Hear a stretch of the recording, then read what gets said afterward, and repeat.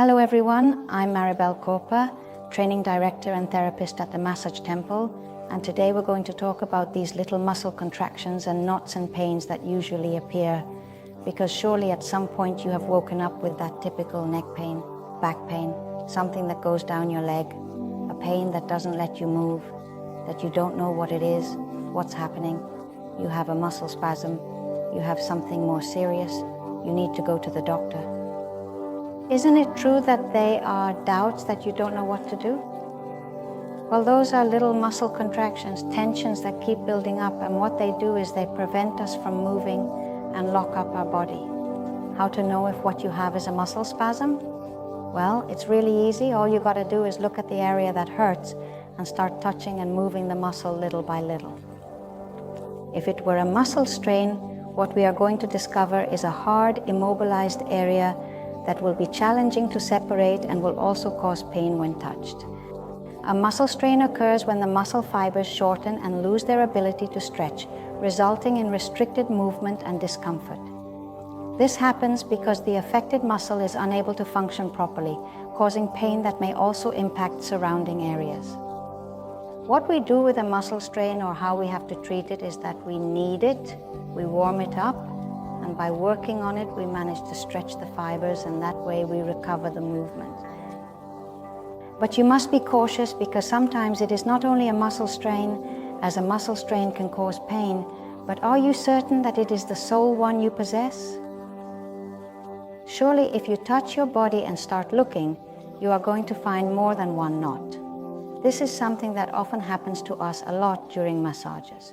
So what we are going to do is show you a little bit how to find them, what to do, how to spot them, and above all, how to work them, ways in which you can warm them up, treat them, and at least temporarily relieve the pain. We are going to warm it up a little in our hands and apply it all over the area we are going to treat.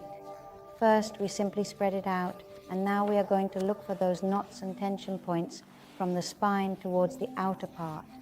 We will use our fingers to find where we feel more hardness and where we find the hardness, for example here.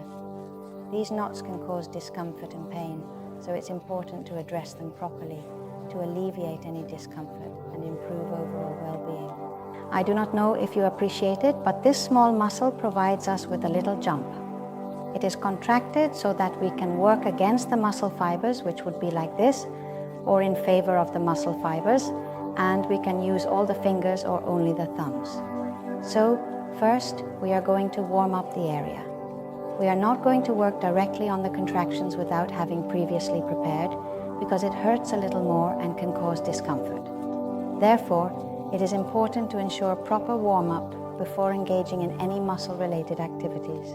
It is a bit more bothersome, so let's proceed to that location to loosen up, warm up, make the area red, and then we will find the muscle contractions and press them very carefully. We will reach the wall and stay there, ensuring that we keep the finger in place, being cautious not to injure ourselves. Let the hand relax and let it sink until we feel the tension release. This will help us loosen the muscles and prepare for the upcoming activity. Once we are fully relaxed, we can proceed with our exercises. Sinking once we have the contracture there in its exact point, reaching the wall of pain, we are going to ask you to breathe and take some deep breaths. Take the air and release it. Relaxing the body, we take the air. We hold the contracture in pressure, and when we release the air, we try to sink a little more. Like this, we will do it several times. Obviously, your fingers are going to get tired, and especially if you don't have practice. So a little trick that is usually used is the elbow, but be careful because the elbow is very powerful. So what we are going to do is grab with the elbow the area that we are going to work on, and with the little hand we are going to hold the elbow so that it doesn't go anywhere. And simply and very carefully we put a little weight on it. Do it gently.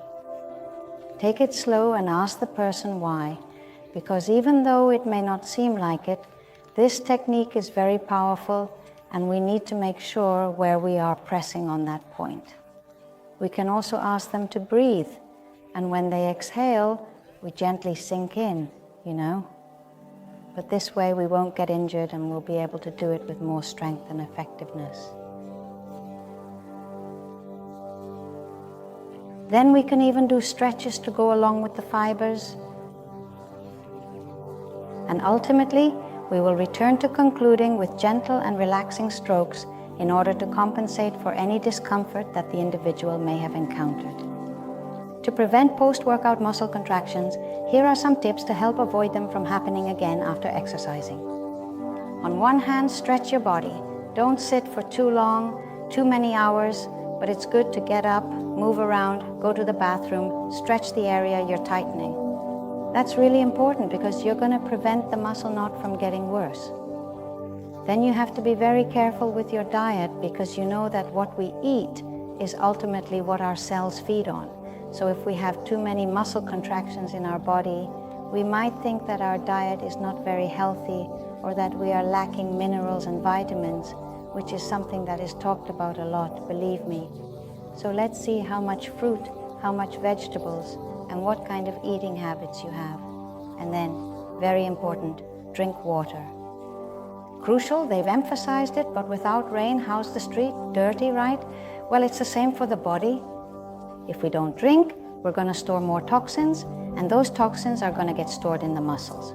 So of course, they won't oxygenate properly and won't recover, so they'll tend to have even more muscle contractions.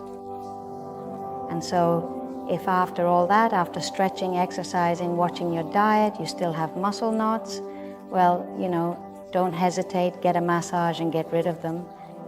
Well, with this little demonstration, we have simply shown you how to deal with one of those muscle contractions that hurt for a moment at home and, well, to get by anyway. If you want to know more, we offer beginner massage courses that last a weekend where we explain a little better how to work on the back, legs, and arms.